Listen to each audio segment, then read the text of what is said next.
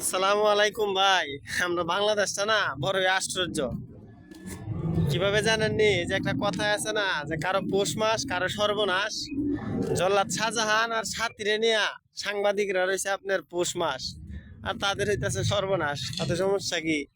আর ওই বুকারাও বুঝতেছে না যে কি অবস্থা। তারা প্রত্যেকটা সাংবাদিকে এভাবে ডাকাডাকি করায় নিতেছে, যে তাদের কারণ কি? তাদের মান সম্মান হানি করার জন্য। বুঝছেন, তাদের তো মান সম্মান হানি হইতেছে আর তাদের ব্যবসা হইতেছে। এর লেগে কইলাম ভাই, আমরা বাংলাদেশটা না বড়ই আজব একটা দেশ।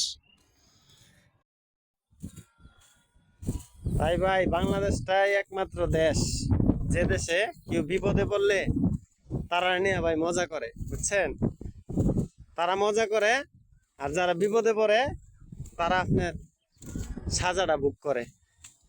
এই হচ্ছে আমাদের বাংলাদেশ ভাই।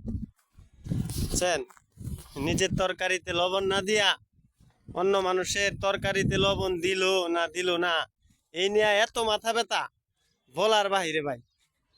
এরকম একটা দেশ আর অন্যান্য দেশে আছে কিনা না আছে জানি না, আমাদের বাংলাদেশে প্রচলিত এই একটা অবস্থা।